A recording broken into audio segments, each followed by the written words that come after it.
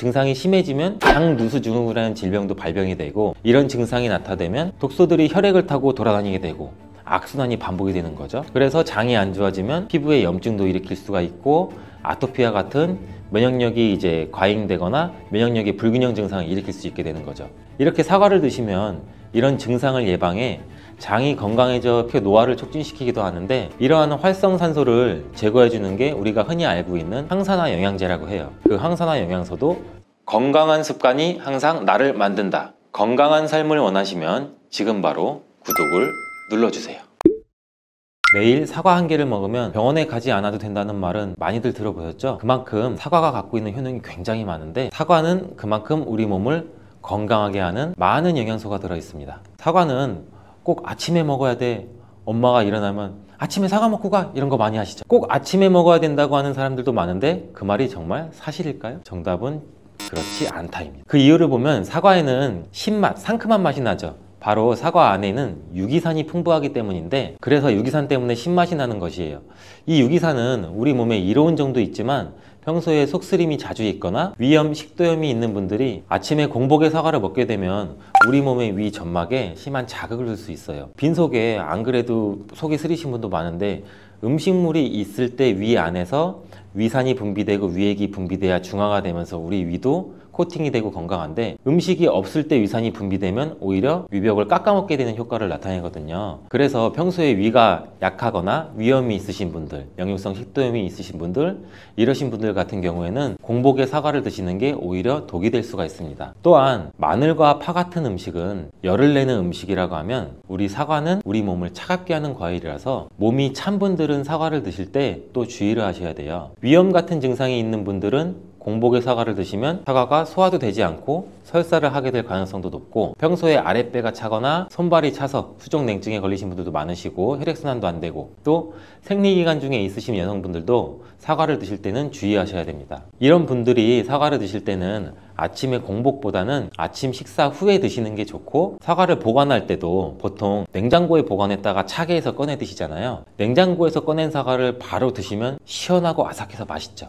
근데 미리 꺼내놓고 사과의 온도를 실온으로 맞춰서 드시는 것이 우리 위장 내부에도 좋습니다. 또한 사과를 익혀 드셔도 되는데 팬에 구워 드셔도 되고 익혀 드셔도 됩니다. 그렇다면 왜 아침에 먹는 사과가 보약이라는 말이 굉장히 우리가 많이 알고 있을까요? 건강하신 분들은 사과를 아침 공복에 드시면 더욱 좋은데, 그 이유는 사과에는 팩틴이라는 식이섬유가 풍부해 우리 장 운동을 활발하게 하고 장내 노폐물을 배출하는 데 도움을 줘 하루를 건강하게 시작할 수 있기 때문입니다. 한 가지 꼭 기억하셔야 할 점은 사과를 껍질째 드셔야 한다는 것입니다. 실제 연구에서는 사과의 껍질에는 안토시아닌이나 퀘르세틴, 에피카테킨 같은 이러한 식물성 폴리페놀 성분이 사과의 그 과육보다 사과 껍질에 훨씬 더 많이 함유되어 있는 것이 밝혀졌고, 또 이러한 껍질을 버리고 깎고 먹게 되면 사과의 좋은 영양소는 극히 일부만 드시게 되는 것이죠. 사과에는 팩틴 말고도 정말 다양한 영양소가 있는데, 사과에는 어떤 효능이나 영양소가 있는지 한번 알아보겠습니다. 사과는 먼저 장을 건강하게 해줘요. 요즘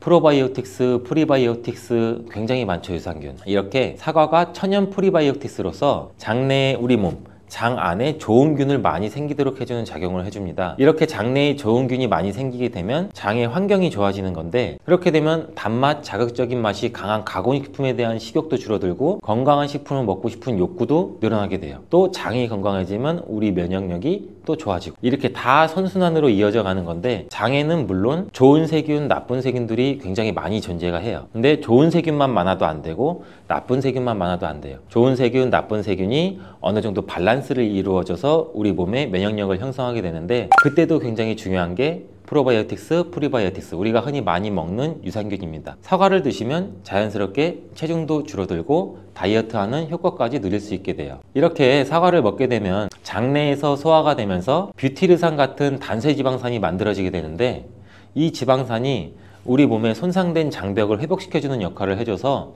우리 장이 건강해지는 거예요. 장벽을 회복시키는 것이 중요한 이유가, 우리 장벽이 손상되면 손상된 곳에 독소들이 하나하나씩 침투가 되게 되고, 증상이 심해지면 장누수증후군이라는 질병도 발병이 되고, 이런 증상이 나타나면 독소들이 혈액을 타고 돌아다니게 되고 악순환이 반복이 되는 거죠. 그래서 장이 안 좋아지면 피부에 염증도 일으킬 수가 있고 아토피와 같은 면역력이 이제 과잉되거나 면역력의 불균형 증상을 일으킬 수 있게 되는 거죠. 이렇게 사과를 드시면 이런 증상을 예방해 장이 건강해져 피부도 탄력 있게 밝아지게 하는 효과도 있고, 사과 속의 풍부한 펙틴이 아까 장 운동도 활발하게 한다고 말씀드렸잖아요. 그렇게 되면 암을 유발할 수 있는 물질들이 장 내에 오래 머물지 못하고 결국 대장암의 발병률도 서서히 줄어들게 되죠. 그리고 사과는 혈관도 깨끗하게 해주는데, 혈관을 깨끗하게 해주면 뇌졸중, 고혈압, 심근경색 그런 혈관 질환도 같이 예방할 수 있게 되고, 혈관에 활성산소가 많아지게 되면 혈전이 생겨 혈액순환을 방해하기도 하고 혈관세포를 손상시켜 노화를 촉진시키기도 하는데, 이러한 활성산소를 제거해주는 게 우리가 흔히 알고 있는 항산화 영양제라고 해요. 그 항산화 영양소도 사과에 들어있다는 것을 알고 계시면 좋을 것 같습니다. 또한 이러한 활성산소를 제거해서 혈전이 생기는 것을 억제하는데 가장 큰 역할을 하는 게 플라보노이드 계열의 루틴이라는 성분인데, 이 루틴이 사과에 굉장히 많이 들어있어요. 또한 사과에는 칼륨도 굉장히 많이 함유되어 있어서, 칼륨은 혈관 내에 나트륨을 몸 밖으로 배출해주는 역할을 해요. 나트륨은 수분을 흡수하는데 칼륨이 부족하면 나트륨도 배출되지 않습니다. 이 나트륨은 혈압이 상승하며 혈관에 노폐물을 쌓이게 만드는데, 사과를 섭취해서 칼륨을 공급해주면 혈압도 방지할 수 있고 노폐물을 배출시켜주는 역할도 같이 할 수 있습니다.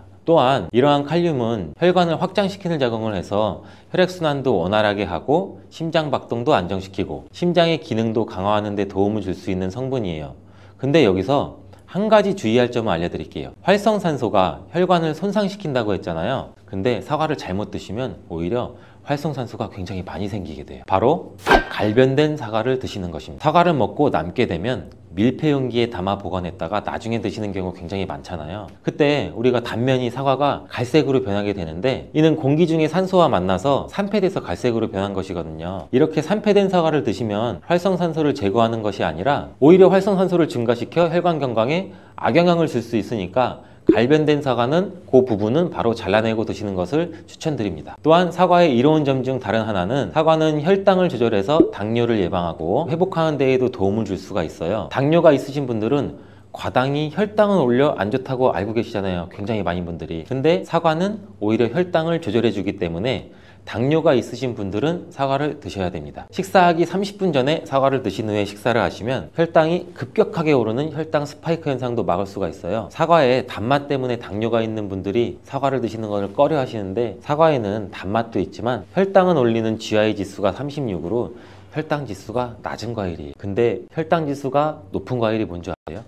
수박은 다른 거에 비해서 혈당 지수가 높기 때문에 당뇨가 있으신 분들은 조금 조심해서 드시면 좋을 것 같습니다. 실제로 대학 연구팀에서 실험한 것을 발표했는데, 건강한 사람을 대상으로 쌀밥만 먹은 경우랑 30분 전에 사과를 먹고 쌀밥을 드신 경우를 비교를 했을 때 혈당이 쌀밥만 먹은 경우보다 50% 정도로 떨어지는 것도 확인이 된 실험도 있어요. 당뇨가 있는 분들도 이제 안심하시고 식사 후에 드시지 말고 반드시 식사 30분 전에 꼭 사과를 드시고 식사를 하시길 바랍니다. 한 가지 주의할 점은, 사과를 갈아서 사과 주스로 드시게 되면 오히려 흡수가 빨라 혈당을 올릴 수가 있으니 사과를 껍질째 씹어서 천천히 드시는 게 좋을 것 같습니다. 또한 사과의 다른 효능 중 한 가지는 기관지도 깨끗하게 청소해주는 효능도 있어요. 사과에는 양파와 마찬가지로 퀘르세틴이라는 성분이 풍부하게 함유되어 있는데, 이 성분은 호흡기 점막에 생기는 염증을 가라앉히고 예방하는 효과도 있어요. 퀘르세틴 영양제도 있는데, 이 퀘르세틴 영양제가 아이들 비염, 기관지염 이런 쪽을 개선시킨다고 많이들 이제 광고도 하는데,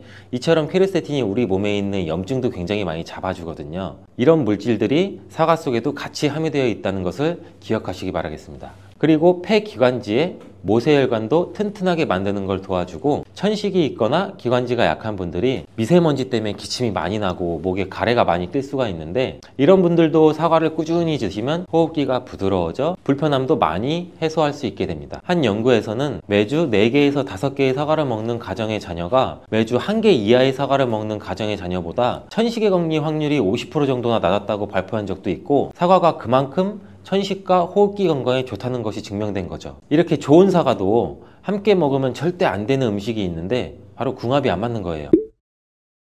그 음식을 알아볼 텐데, 바로 우유, 요거트, 치즈 이런 유제품류예요. 여러분 놀라셨죠? 유제품이랑 사과를 아침에 굉장히 많은 분들이 같이 함께 드시고 계시는데, 요새 샐러드 같은 것도 많이 드시면서 샐러드에 사과도 넣고 드레싱으로 요거트랑 치즈도 붓고 이러한 경우가 많은데, 유제품과 사과를 함께 드시면 사과의 비타민C가 우유에 부족한 영양 성분을 보충해줘서 좋은 것으로 대부분 많이 알고 계시는데, 이런 내용이 전혀 틀린 것은 아니에요. 근데 소화 기능이 약하신 어르신분들이나 위염, 식도염 같은 증상이 있으신 분들은 이렇게 드시면 안 돼요. 영상 초반에도 제가 잠깐 말씀드렸듯이 이런 증상이 있는 분들은 유제품과 사과를 함께 드시면 그 증상이 더욱 악화되는데, 그 이유는 사과의 유기산과 우유의 카제인이라는 성분이 만나게 되면 엉기는 현상이 일어나서 이게 덩어리가 져요. 덩어리가 져서 윗속에 들어가면 위산하고도 만나서 더 큰 덩어리가 형성되고, 그러면 또 당연히 더 큰 덩어리가 형성되니까 소화가 늦어지겠죠. 소화도 힘들어져요. 이렇게 평소 소화가 잘 되고 건강한 사람이랑은 별로 상관이 없는데, 그렇지 않은 분들한테는 소화불량과 대장염도 일으킬 가능성도 있고, 이게 지속적으로 반복이 되면 대장암이 생길 수도 있죠. 장 건강이 중요한 이유는 이 장은 정신 건강에까지 영향을 주기 때문인데, 행복 호르몬이라고 불리우는 세로토닌 많이 들어보셨죠? 이 세로토닌의 95%가 장에서 만들어지기 때문에 장이 건강해야 행복감이 또 올라갈 수 있어요. 여기서 또 하나, 절대 드시면 안 되는 것이 바로 사과 씨입니다. 사과 주스를 만들어 드실 때 씨까지 함께 갈아서 드시는 경우도 굉장히 많이 있는데, 이 사과 씨에는 아미그달린이라는 성분이 함유되어 있어요. 이 아미그달린이 소와 효소와 만나게 되면 이게 시아나스소라는 유독물질로 분해가 돼요. 이 시아나스소는 인체에서 유해한 독성이 굉장히 강한 물질인데, 이걸 섭취하게 되면 두통이나 어지럼증, 구토, 복통 이러한 증상들이 나타날 수가 있고, 심한 경우에는 이게 심장박동에도 영향을 줘서 호흡곤란, 혼수상태 이런 심각한 증상도 나타날 수 있어요. 건강한 성인의 경우에는 사과 한 개에 들어있는 씨의 양에는 그닥 큰 영향이 없을 수가 있는데, 독성에 약한 어린아이 그리고 연세가 많으신 분들한테는 이런 것도 굉장히 민감하게 반응할 수 있으니까 꼭 주의하셔야 됩니다. 사과는 유독 보여지는 것이 중요한 과일인데, 흠집이 있거나 색상이 좋지 않으면 상품성이 많이 떨어져요. 근데 유독 윤기가 있거나 반짝반짝하고 빨갛고 색상이 짙은 사과는 웬만하면 피하는 게 좋아요. 간혹 유동 파라핀이라는 식품 첨가물을 사용해서 사과 위에 이렇게 이쁘게 보이게 코팅 처리를 한 사과일 수가 있는데, 이 유동 파라핀을 섭취하게 되면 복통과 설사를 일으킬 수 있고 지용성 비타민의 흡수도 감소시킨다고 알려져 있어요. 요새는 이런 일이 거의 없긴 하지만, 혹시나 사과가 너무 윤기가 흐르거나 만졌을 때 약간의 끈적임이 있다면 드시기 전에 살짝 의심 한번 해보시고 껍질을 깨끗하게 세척하고 드시거나 껍질을 벗기고 드시는 것이 안전하겠습니다. 사과와 함께 드시면 보약이 되는 음식도 있는데요, 바로 비트와 당근입니다. 굉장히 유명한 주스 아시죠? ABC가 바로 사과, 비트, 당근, 애플, 비트, 캐럿 이 세 가지를 갈아서 만든 주스인데, 사과, 당근, 비트를 함께 드시게 되면 영양소의 흡수율이 굉장히 증가하고 서로의 시너지를 굉장히 크게 나타내요. 이 서로의 영양소를 보완해줘서 더욱 건강하게 드실 수가 있는데, 또한 식이섬유가 폭발적으로 증가해서 장운동을 촉진하고 변비 예방도 탁월해져요. 그리고 사과, 당근, 비트 이 세 가지는 모두 강력한 항산화 물질이 풍부해서 체내에 있는 활성산소를 제거해서 세포의 노화도 방지해주고 몸에 활력을 불어넣어 줄 수도 있는 거예요. 함께 먹으면 보약이 되는 음식으로도 고구마도 있습니다. 이 고구마에는 베타카로틴이라는 성분이 풍부해서 항암작용과 함께 면역력도 같이 강화해 주는데 혈관 건강에도 도움을 줄 수가 있어요. 고구마를 드시면 소화가 잘 안 되는 증상도 나타날 수가 있는데, 이게 왜 그러냐면 고구마 속에 함유되어 있는 아마이드라는 성분이 장에서 이상 발효를 일으켜서 가스가 차고 소화불량 증상도 같이 나타나는 건데, 이때 같이 사과와 함께 드시면 사과에 함유된 펙틴이 아마이드의 이상 발효 증상을 억제해서 가스가 차는 증상을 발생하지 않도록 도와주게 돼요. 또한 이러한 사과의 효능 중 하나인 혈관을 깨끗하게 하는 것을 고구마의 베타카로틴이 도와줘서 이 효능이 극대화가 돼서 건강에 정말 좋은 음식 궁합도 될 수 있답니다. 또한 끓는 물에는 이 클로로겐산이라고 하는 폴리페놀과 같은 좋은 성분이 다 녹아버려서 우리가 흔히 감자를 삶았을 때 삶은 물은 다 버리잖아요. 그러니까 이 감자를 삶았을 때 그 좋은 성분도 어느 정도 같이 버려진다고 보시면 될 것 같습니다. 물에 녹아서 버려지기 때문에 감자를 삶아서 먹는 방법은 그렇게 좋은 방법이 될 것 같지는 않고요. 감자를 찌게 되면 오히려 감자의 효소 활성이 늘어나면서 이 클로로겐산 함량이 더 증가한다고 해요. 그리고 우리가 흔히 많이 알고 있는 감자를 드실 때 싹난 부분 다들 많이 조심하잖아요. 하나 더 조심할 것은 싹뿐 아니라 건강한 습관이 항상 나를 만든다. 건강한 삶을 원하시면 지금 바로 구독을 눌러주세요. 삶아 먹고 데쳐 먹고 쪄 먹고 볶아 먹고 전으로 부쳐 먹고 정말 다양하게 먹는 채소가 바로 감자인데요. 건강에 좋은 감자도 잘 알고 드셔야겠죠. 먼저 감자를 드실 때 어떤 거와 함께 먹으면 안 되고 주의해야 될 점은 무엇이 있을까요? 감자는 바나나와 함께 드시면 안 됩니다. 그 이유를 한번 알아볼까요? 바나나는 칼륨과 다양한 영양 성분 그리고 식이섬유가 풍부해 에너지 공급과 다이어트에 좋기로 소문났는데요. 감자와 절대 함께 먹으면 안 된다니 정말 생각도 못하지 않았나요? 나트륨을 배출하는데 도움을 주기로 유명한 칼륨은 바나나뿐만 아니라 감자에도 풍부하게 함유가 되어 있습니다. 함께 드시게 되면 칼륨이 몸속에 과다하게 들어오고 그렇게 되면 세포의 수분 균형이 깨져 근육과 신경에 과도한 이완을 초래할 수 있고 근육의 무력감과 만성 손발 저림을 넘어 심하면 심장 부정맥을 일으킬 수가 있습니다. 또 혈압 상승도 같이 일으킬 수가 있고 함께 드시지 않고 따로 드시게 되면 이 칼륨은 우리 몸에 정말 좋은 효능을 발휘하는데 몸속 나트륨을 배출할 뿐만 아니라 칼륨은 혈관을 확장해서 몸속의 노폐물도 원활하게 배출되도록 도와줍니다. 또한 이 감자의 풍부한 칼륨은 알카리성으로 혈액의 산성화를 방지해서 뼈에서 칼슘이 빠져나가는 것도 막아주고 마그네슘과 같이 근육의 수축과 이완에 큰 도움을 줘서 다리나 종아리 근육의 갑작스러운 경련을 예방해주는 역할도 같이 해주기 때문입니다. 따라서 감자는 고혈압, 동맥경화, 뇌졸중 이러한 심혈관 질환뿐만 아니라 뼈와 근육의 건강에도 많은 도움을 주기 때문에 정말 다양하게 조리해서 맛있게 드실 수가 있습니다. 근데 여기서 우리가 조리할 때 주의할 점도 있어요. 바로 감자전이나 감자튀김은 우리 몸에 독이 될 수 있다는 것입니다. 감자튀김이나 감자전 굉장히 맛있죠. 정말 맛있죠. 케찹에 찍어 먹고 마요네즈에 찍어 먹고. 근데 이러한 감자전이나 감자튀김이 칼로리가 굉장히 높고 비만과 심혈관 질환을 유발할 수 있는 이 트랜스 지방이 굉장히 많이 포함되어 있어서 건강에 해롭다는 사실은 굉장히 많이 들어보셨을 거예요. 이 감자를 튀기게 되면 아크릴 아마이드라는 유해 물질이 굉장히 많이 발생하게 됩니다. 튀긴 감자 굉장히 맛있는데 감자와 고구마와 같이 이러한 탄수화물이 많은 식품을 굉장히 높은 온도로 굽거나 튀길 때 생성되는 이 아크릴 아마이드는 암을 유발하고 뇌신경의 단백질을 손상시켜 알츠하이머성 치매, 파킨슨병의 위험을 증가시킨다고도 알려져 있습니다. 이러한 이유로 아크릴 아마이드는 세계보건기구와 국제암연구소에서 유해물질로 지정된 매우 위험한 물질인데 이런 위험한 물질을 굳이 일부러 만들어 먹을 필요는 없겠죠. 그렇다면 튀김 말고 어떻게 먹어야 되나? 감자를 삶아서 소금이나 설탕을 찍어 먹는 것, 이것 또한 좋아하시는 분들 굉장히 많을 거예요. 근데 물속에 넣어서 삶는 것보다는 감자는 찜기에 쪄서 드시는 게 굉장히 좋습니다. 감자에는 클로로겐산이라고 하는 폴리페놀 성분이 다량 함유가 되어 있는데 이 폴리페놀 성분이 특히 좋은 기능을 굉장히 많이 해요. 이 폴리페놀은 항암 효과가 있고 항산화 작용도 굉장히 강력하기 때문에 세포의 손상을 방지하고 세포의 변형도 방지해주는 기능이 있어 항암 작용도 있다고 알려져 있고 이 클로로겐산이 심장질환의 위험성 정도도 감소시켜 줄 수 있습니다. 그리고 피부 건강에도 감자가 도움이 될 수 있는데 이는 과산화지질을 방지해주는 기능도 있습니다. 지질, 지방,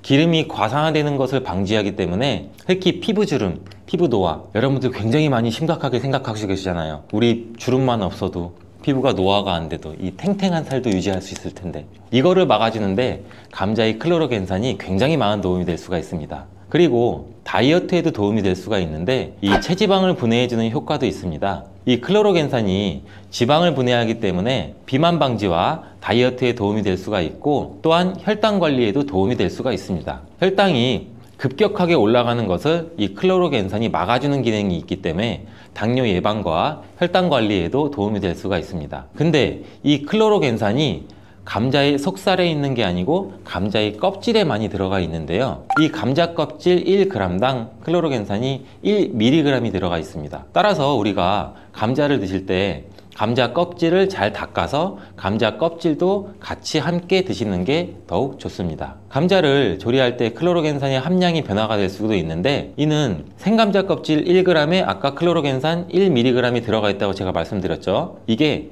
감자를 삶았을 때는 클로로겐산이 1mg에서 0.6mg로 감소하고 또 오히려 찜기에 쪘을 때는 이 클로로겐산 함량이 1.6mg 정도로 높게 변형이 되고, 또 구웠을 때는 가장 낮게 0.2mg 정도 그램밖에 들어있지 않습니다. 또한 끓는 물에는 이 클로로겐산이라고 하는 폴리페놀과 같은 좋은 성분이 다 녹아버려서 우리가 흔히 감자를 삶았을 때 삶은 물은 다 버리잖아요. 그러니까 이 감자를 삶았을 때 그 좋은 성분도 어느 정도 같이 버려진다고 보시면 될 것 같습니다. 물에 녹아서 버려지기 때문에 감자를 삶아서 먹는 방법은 그렇게 좋은 방법이 될 것 같지는 않고요. 감자를 찌게 되면 오히려 감자의 효소 활성이 늘어나면서 이 클로로겐산 함량이 더 증가한다고 해요. 그리고 우리가 흔히 많이 알고 있는 감자를 드실 때 싹난 부분 다들 많이 조심하잖아요. 하나 더 조심할 것은 싹뿐 아니라 이 녹색으로 변한 감자입니다. 감자 싹에는 솔라닌이라고 하는 독성 물질이 포함되어 있는데 이거는 섭취해서 안 된다는 건 이미 모두 잘 알고 계시잖아요.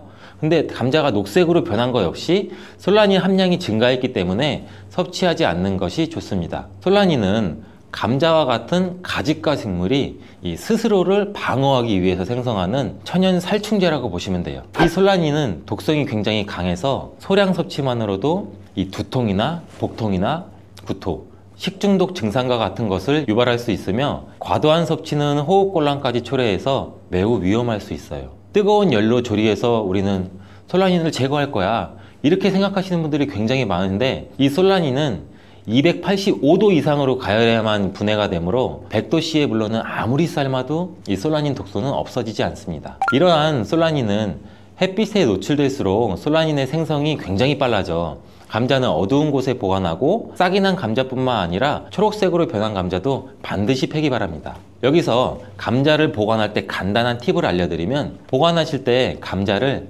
사과와 함께 두시면 사과에서 발생하는 이 에틸렌 가스가 감자에 싹이 나는 것을 억제해줘서 감자를 더 오래 신선하게 보관할 수 있습니다. 자, 그럼 감자 요리를 할 때 버터에 굽고 치즈를 올려 드시면 맛있잖아요. 아, 벌써 군침이 도는데, 근데 이러한 버터랑 치즈가 문제가 될 수가 있어요. 그 맛으로만 본다면 감자와 치즈, 버터의 만남은 최고의 풍미를 자랑하는데 건강에는 최악이랍니다.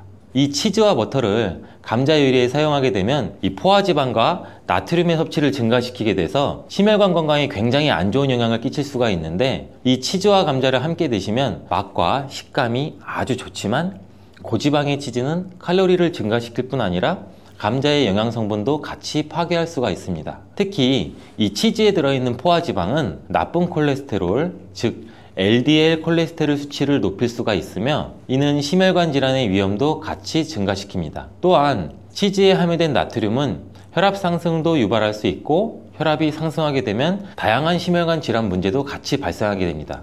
따라서 저지방 또는 무지방 치즈를 선택해서 같이 곁들여 드시길 바라겠습니다. 감자와 궁합이 잘 맞는 음식에는 무엇이 있을까요? 자, 삶은 감자를 먹다 보면 우리 목 막히잖아요. 이때 우유 드시는 분들 굉장히 많으시죠. 저도 어렸을 때 감자를 설탕에 찍어 먹거나 소금에 찍어 먹고 있으면 엄마 목말라! 엄마가 물을 안 줘요. 왜 물을 안 줘? 근데 그때 엄마는 우유를 주셨어요. 저희 부모님은. 어른들의 지혜가 굉장히 대단하다고 생각해요. 저는 이때 우유를 드시면은 아주 잘 선택한 거예요. 감자를 먹게 되면 좋은 이유 중 하나는 풍부한 단백질을 섭취할 수 있다는 건데, 감자가 탄수화물 덩어리로 알려져 있는데 실제로는 고품질의 단백질도 함유하고 있어요. 이 감자의 단백질은 우유와 계란에 이어서 흡수율이 굉장히 높으며 콩보다 우수한 단백질로 여러 군데에서 평가받고 있습니다. 하지만 감자에는 비타민 A, 칼슘, 지방이 부족한데 우유가 감자의 부족한 영양 성분을 완벽하게 보충해줘요. 반면에는 우유에는 비타민 C가 부족한데 감자의 비타민 C가 풍부해서 서로의 궁합이 쿵짝쿵짝 굉장히 잘 맞는 거죠. 감자를 우유와 함께 갈아 마시거나 따뜻한 감자 스프를 만들어 드시는 것도 매우 좋습니다. 감자를 껍질째 조리해서 우유와 함께 드시면 혈당 상승 걱정 없이 우리 몸에 에너지와 영양을 충분하게 공급할 수 있습니다. 다음으로는 감자와 궁합이 잘 맞는 음식에 식초가 있습니다. 감자와 식초와의 조합은 매우 생소하지 않아요? 처음 들어보셨죠? 근데 감자에는 각종 비타민이 정말 많이 들어있는데 그 중에서도 특히 비타민 C가 풍부하게 많이 들어있어요. 감자 한 개에는 비타민 C 우리가 섭취하는 하루 권장 섭취량의 30% 이상이 들어있는데 사과보다 무려 3배나 많은 양이에요. 감자의 비타민 C는 이 스트레스 해소랑 강력한 항산화 작용을 해서 우리 몸의 면역력도 같이 강화시켜 주는데, 이 비타민 C는 콜라겐 조직도 같이 강화해 피부를 탄력 있게 유지해 주고 노화 방지에도 도움을 줍니다. 비타민 C가 열과 산에 약한 것은 굉장히 많이 알고 계시죠? 근데 놀라운 사실은 감자의 비타민 C는 감자 전분으로 인해서 마치 보호막처럼 삥 둘러싸여 있는 것처럼 열에 의한 손상이 적다는 거예요. 따라서 이 감자는 열에 익혀도 이 비타민 C가 많이 파괴되는 것을 걱정하지 않으셔도 됩니다. 이 비타민 C는 산도가 높은 환경에서 더욱 잘 흡수되면서 감자 요리나 감자 샐러드를 하실 때는 식초나 레몬즙을 약간 뿌리면 이 비타민 C의 흡수율을 또 높일 수 있어요. 양파 또한 감자랑 함께 드시면 보약이 되는데, 이 감자가 위 건강에 좋다는 사실을 알고 계시나요? 그 이유는 바로 항염작용을 하는 폴리페놀과 아르기닌 성분 때문이에요. 이 성분들은 우리 몸의 위 벽을 보호하고 이 세포의 변형을 막아 염증도 감소시키면서 독소를 제거하는 역할도 같이 해요. 이뿐만 아니라 감자는 알카리성 식품으로 건강에 이로운 식품으로 손꼽히는데, 우리 몸이 산성화될 때 다양한 질병의 위험이 굉장히 높아져요. 특히 혈액 중에 산도가 올라가게 되면 염증이 발생하고, 이 염증은 다양한 질환도 유발시키고 이 염증이 암과 다른 질병으로도 발전한 가능성이 있기 때문입니다. 그렇기 때문에 이 알카리 식품인 감자를 섭취를 해서 우리 몸을 중화시켜서 질병을 예방할 수도 있습니다. 양파는 감자와 마찬가지로 알카리성 음식으로 인정받아서 감자의 항염 및 항암 효과를 강화하는 뛰어난 시너지를 보여주는데, 이 혈관 청소부라고 불리는 양파는 혈관 벽을 강화시켜주고 염증도 효과적으로 제거해줍니다. 또한 감자에 포함된 비타민의 흡수율을 높여줘 감자의 효능도 극대화시켜줄 수 있습니다. 자, 감자와 같이 먹으면 좋은 음식 중 또 다른 한 가지는 토메이토입니다. 이 토마토가 건강에 이로운 슈퍼푸드라는 사실은 여러분들 누구나 다 알고 계시잖아요. 이런 토마토는 감자와 함께 드시면 정말 보약과 같은 효능을 발휘하게 되는데요. 토마토와 감자를 함께 섭취하는 것은 항산화 물질과 비타민의 섭취를 증가시키며, 특히 토마토의 라이코펜과 감자의 비타민 C는 함께 작용해서 신체의 항산화 작용을 극대화시켜줍니다. 이 둘의 만남은 우리 면역 체계를 강화시켜주고 염증도 감소시켜서 전반적인 우리 몸의 건강을 증진하는 데 도움을 줄 수 있습니다. 이 토마토와 감자는 심혈관 건강을 강화하고 혈압을 조절하는 데 도움도 줄 수 있는데, 이 풍부한 섬유질과 항산화 물질은 장내 환경도 개선해 주기도 합니다. 또한 콩과 식물들도 감자와 함께 먹으면 정말 좋은데요. 이들은 함께 먹으면 균형 잡힌 영양 성분을 섭취하게 됩니다. 이 콩과 식물은 식물성 단백질, 섬유질, 철분, 마그네슘과 여러 비타민을 포함해서 심혈관을 건강하게 해주고 소화기관의 건강 개선과 혈당 조절에 훌륭한 효능을 발휘합니다. 따라서 당뇨병도 예방할 수 있고, 혈당을 조절해주면 혈관이 건강하게 유지되고, 혈관의 건강은 또 치매 예방에도 큰 역할을 해주는 거예요. 콩과 식물과 감자를 함께 섭취하는 것은 이 단백질과 필수 미네랄의 훌륭한 조합을 만들어주기도 해요. 포만감을 유지시켜주고 장기적인 에너지 공급도 지원하고, 감자의 복합 탄수화물과 잘 어울려 식후에 급격한 혈당 상승도 억제해줍니다. 오늘은 감자에 대해서 알아봤는데요. 오늘 저녁 반찬은 감자를 곁들여 먹는 것이 어떨까요? 건강한 습관이 나를 만든다. 기억하시고 오늘도 맛있는 암이 발생하는 여러 이유 중에 하나는 몸에서 염증이 계속해서 발생하기 때문인데요. 우리 폐에 염증이 반복해서 발생하면 폐암이 될 가능성이 있고, 또 위에 염증이 반복해서 발생하게 되면 위암이 될 가능성이 높은 것이죠. 또 한 가지 경우는 혈액순환이 잘 되지 않는 곳에 암이 발생할 가능성이 높아지는 건데요. 혈액순환이 잘 되지 않게 되면 그곳에 영양분들이 잘 전달이 되지 않고 몸에 문제가 생겨도 회복이 더디거나 악화될 가능성이 높아져서 결국 암으로 발전하게 된다는 것입니다. 그래서 이러한 문제들을 해결해 주는 것이 바로 항산화 성분이고, 당근의 베타카로틴이 강력한 항산화 작용을 해서 암을 예방할 수가 있는 것입니다. 당근이 몸에 좋다는 사실은 이미 알고 계시죠? 몸에 좋다는 당근도 먹는 방법과 또 함께 먹는 음식에 따라 몸에 독이 될 수도 있고 보약이 될 수도 있다는 사실 알고 계신가요? 당근과 함께 먹으면 보약이 되는 음식과 당근을 먹는 방법, 그리고 당근을 제대로 먹었을 때 나타나는 놀라운 효능까지 당근에 대한 모든 것을 알려드릴게요. 연예인이 약 3주 동안 11kg를 감량했다고 하는 당근 다이어트 방법도 영상 뒷부분에 있으니 끝까지 시청해 주세요. 그럼 당근에 대한 모든 것 바로 시작합니다.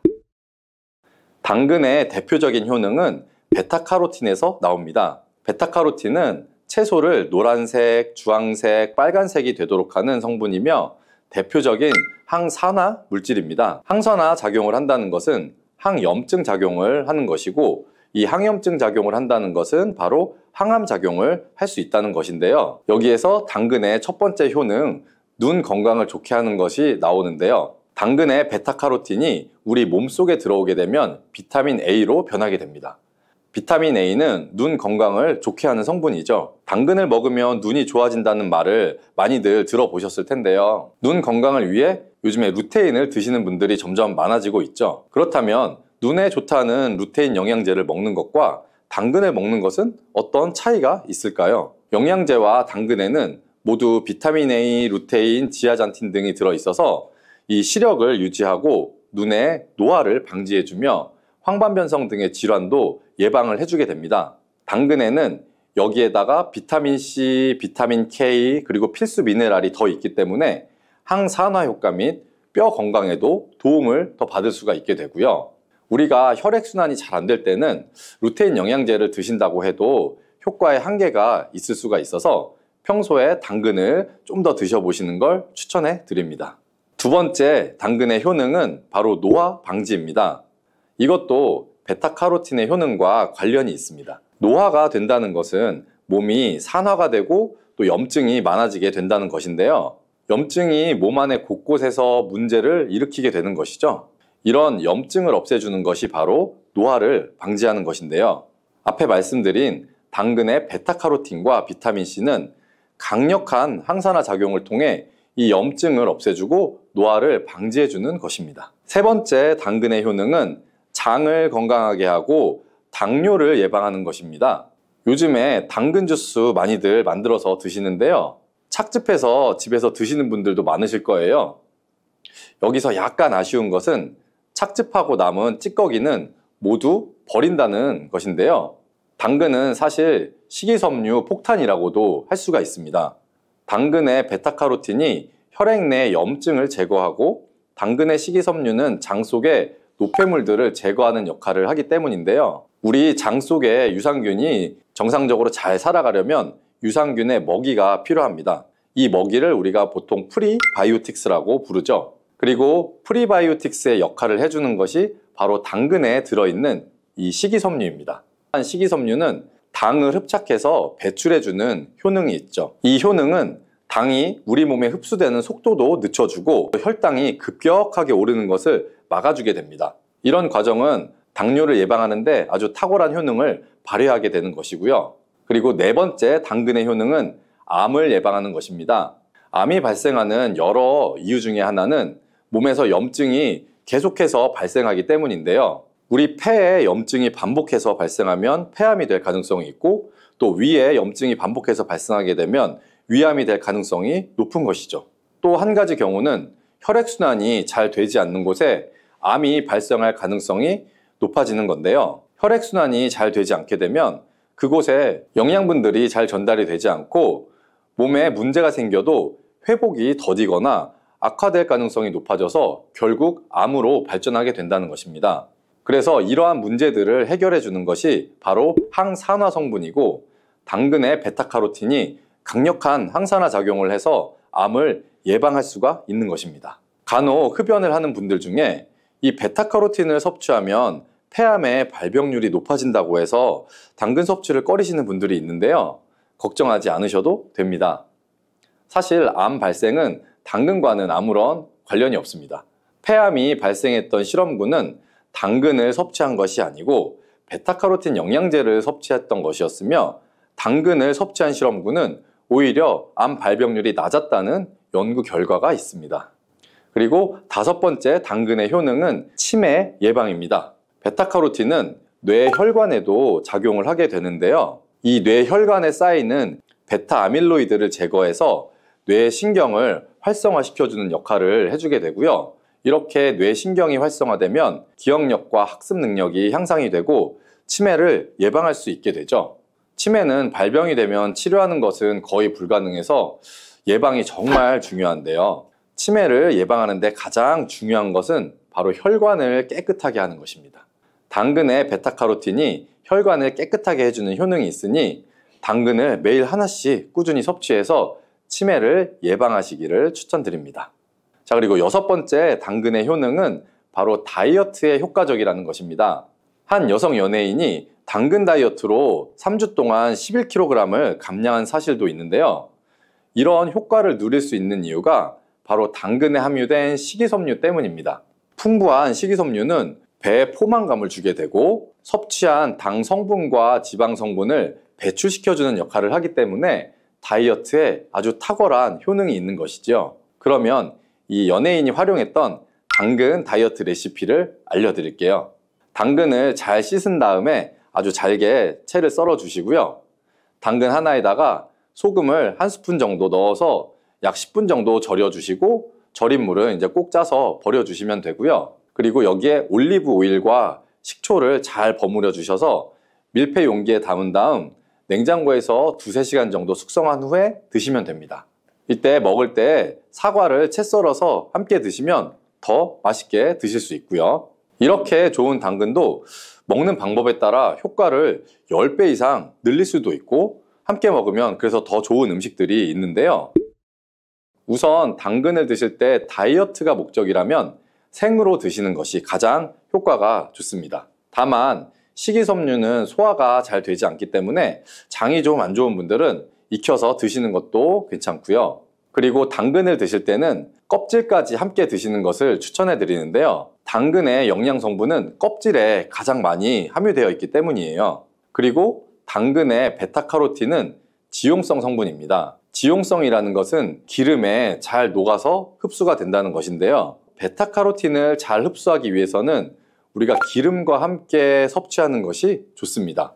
보통 오메가3가 풍부한 올리브유나 들기름, 아마씨유 같은 기름을 사용하시면 좋고요. 기름을 사용하여 살짝 익혀서 드시게 되면 생으로 드셨을 때 10% 정도 흡수되는 베타카로틴을 약 70% 정도 흡수할 수 있게 됩니다.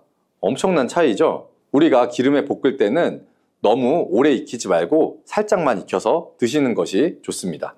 너무 오래 볶으면 오메가3를 함유한 기름도 산패가 될 수 있기 때문에 문제가 될 수 있고요. 그래서 약간만 볶아주시면 됩니다. 그리고 마지막으로 함께 먹으면 좋은 음식들을 알려드릴게요. 몇 년 전부터 유행하고 있는 주스가 있죠. 바로 ABC 주스라고 하는데요. 여기에 들어가는 재료는 사과, 비트, 그리고 당근이죠. 이 세 가지를 함께 갈은 다음에 주스로 마시면 항산화 폭탄 주스를 마시게 되는 것인데요. 이 세 가지 중에 비트의 효능이 혈관을 확장시켜주는 역할을 합니다. 풍부한 항산화 성분들이 확장된 혈관을 따라서 온몸으로 구석구석 공급돼서 혈관을 깨끗하게 해주고 염증을 제거하여 각종 질병을 예방할 수 있게 되는 것이죠. 다만 비트에는 옥살산이 함유되어 있는데 이 옥살산이 신장의 결석을 유발할 수 있기 때문에 신장이 약하신 분들은 약간의 주의가 필요하고요. 그래서 요즘에는 이 비트를 빼고 사과, 양배추, 당근 이렇게 세 가지를 넣은 ACC 주스도 많이 드시는데요. 양배추는 우리 몸에 진액을 보충해 주어서 점막을 촉촉하게 해주는 효능이 있기 때문에 외부로부터 들어오는 바이러스와 이물질을 배출시켜 주는데 탁월한 효능이 있습니다. 그리고 항암 효과를 극대화시켜 줄 수 있는 음식도 하나 알려드릴게요.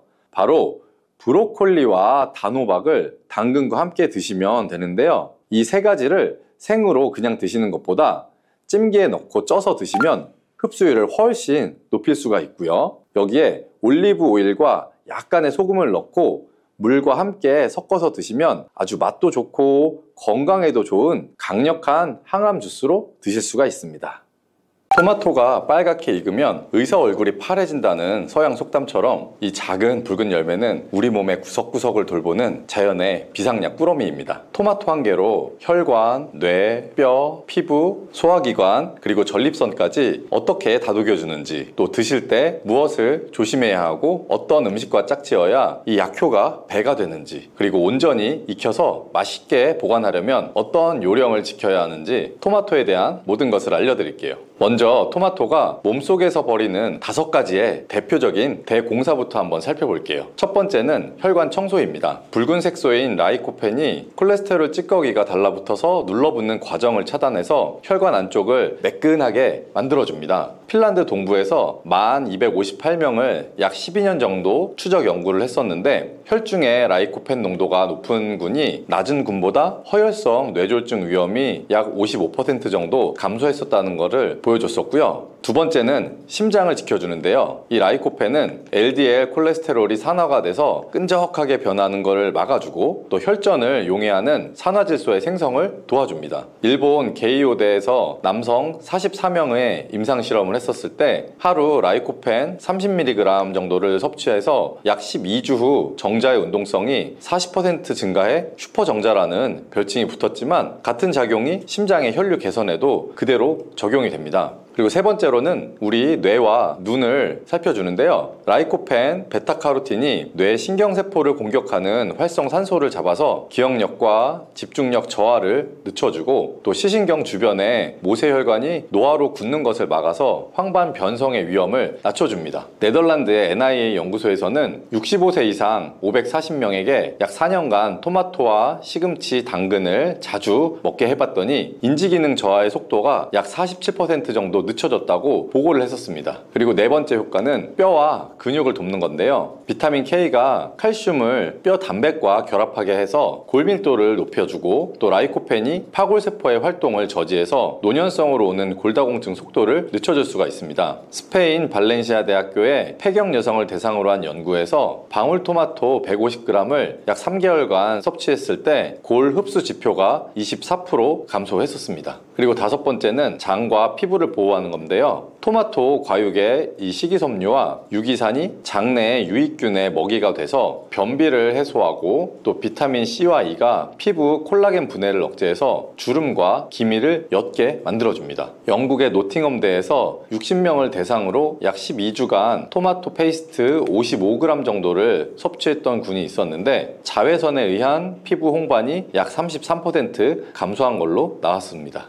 하지만 반드시 빨갛게 다 익혀서라는 단서를 빼먹으면 약 대신에 독이 될 수가 있습니다. 덜 익은 초록색 토마토의 껍질이나 씨앗 부위에는 솔라닌이라는 알칼로이드 독소가 있습니다. 이 솔라닌은 우리의 위장관의 신경을 자극해서 메스꺼움이나 복통 또 현기증을 일으킬 수가 있고 고용량에서는 심박이 불규칙을 유발할 수가 있습니다. 토마토를 완숙 단계로 우리가 후숙을 시키면 이 솔라닌 함량이 약 10분의 1 이하로 떨어지니까 꼭지 근처에 녹색띠가 혹시 남아있다면 신문지에 싼 다음 실온에서 2일 이상 두고 드시면 좋습니다. 그리고 후숙 시에는 이 종이봉투 안에 사과 조각을 넣으면 사과에서 내뿜는 에틸렌 가스 덕분에 더 빨리 익힐 수가 있습니다. 그리고 토마토와 상극인 음식 5가지도 기억해 두시면 좋은데요. 첫 번째는 삶은 감자와 고구마입니다. 여기에 전분이 라이코펜과 결합해서 흡수율이 약 20% 이상 줄어들 수가 있고 또 이 전분의 소화로 가스가 많이 생기다 보면 배의 더부룩함이 심해질 수가 있습니다. 두 번째는 설탕인데요. 비타민 B군을 대사 과정에서 대량 소모하기 때문에 피로 회복과 면역력을 깎아먹는 효과를 발생할 수가 있습니다. 그리고 세 번째는 생오이와 양배추입니다. 아스코르비나아제나 미로시나아제가 비타민 C를 산화를 시키기 때문에 항산화력이 줄어들 수가 있습니다.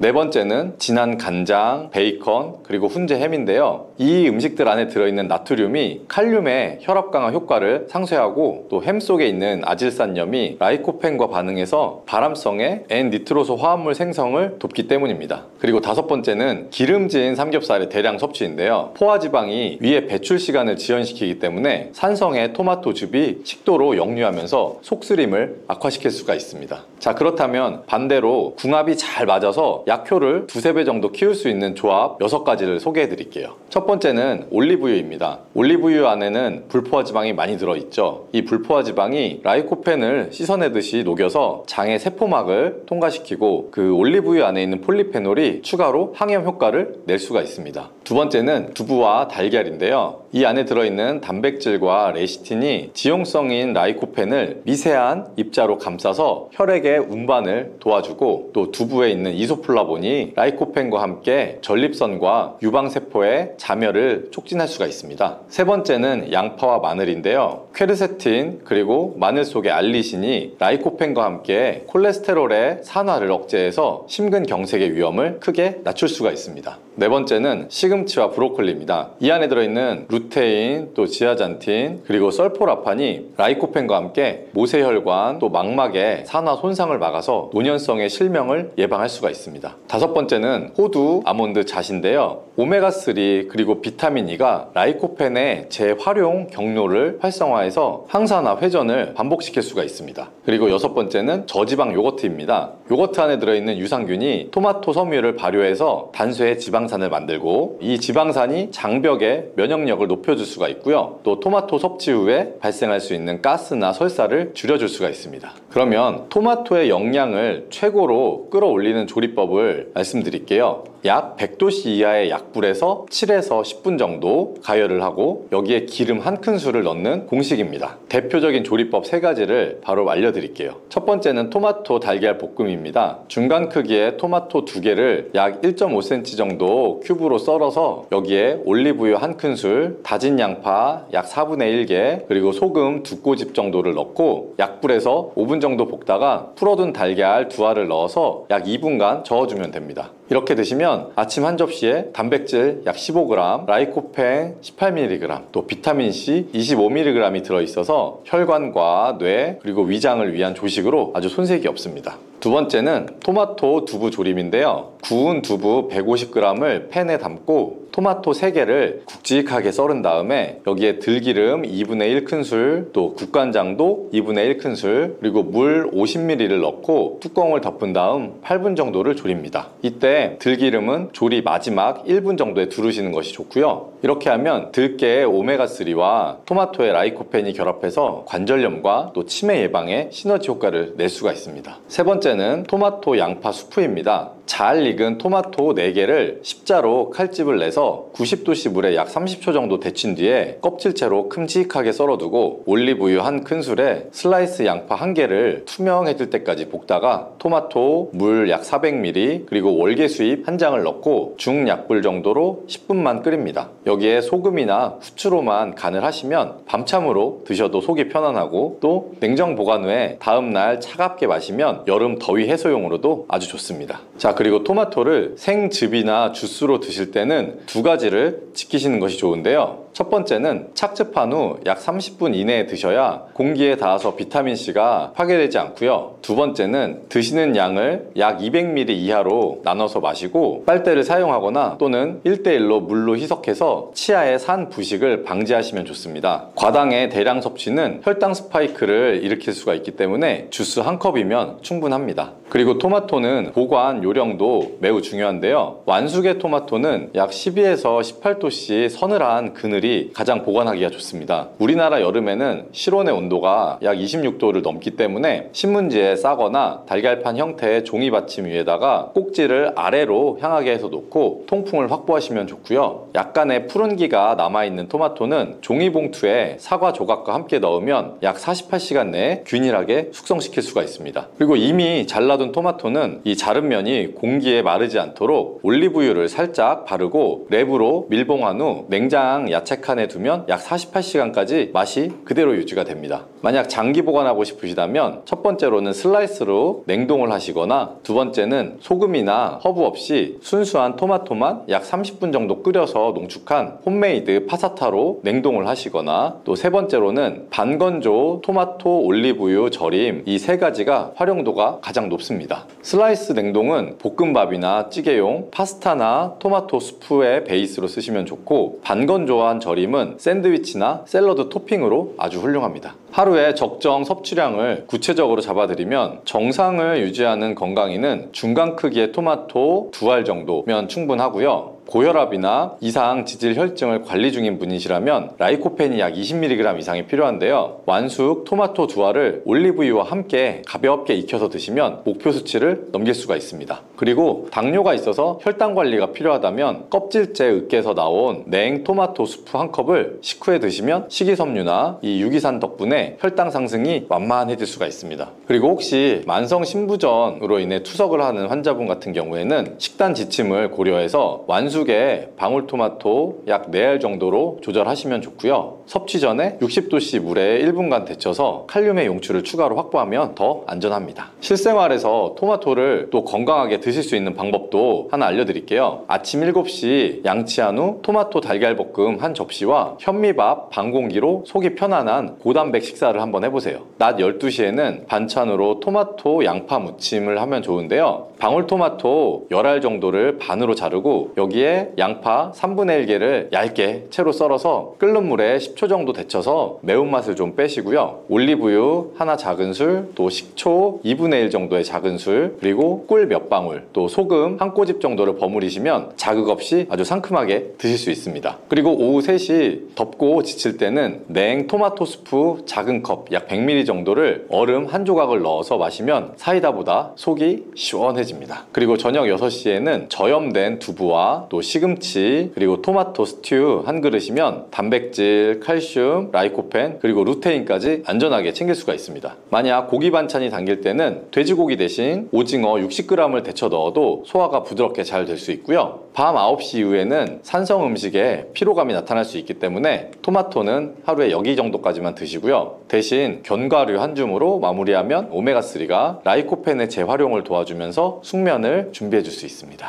그리고 혹시 토마토 껍질과 씨를 싫어하시는 분이라면 전기 밥솥을 활용해 보시면 좋은데요. 깨끗이 씻어서 취사 버튼을 눌러서 약 10분만 찌시면 껍질이 살짝 갈라져서 손으로도 쏙 벗겨지고 또 씨 주변의 젤리층이 부드럽게 흐물흐물해지면서 식감에 대한 거부감이 확 줄어듭니다. 이때 생기는 토마토 물은 구연산 칼륨이 녹아있기 때문에 우리 두피의 세척이나 혹은 주방 설거지 헹군물로 쓰시면 아주 산뜻하고 또 화분에 물 주기에도 좋으니 버리지 말고 꼭 사용하시기 바랍니다. 자, 이렇게 토마토는 익히는 것, 또 함께 먹는 음식과의 궁합, 그리고 보관하는 방법, 그리고 먹는 양을 잘 지키시면 약이 될 수가 있습니다. 잘 익은 토마토 2알을 기름과 함께 익혀 먹는 습관, 그리고 설탕 대신 올리브유와 견과류를 곁들이는 작은 실천만으로도 혈압, 혈당, 뇌 건강, 그리고 피부 탄력이 서서히 좋아지는 변화를 체감하실 수가 있습니다.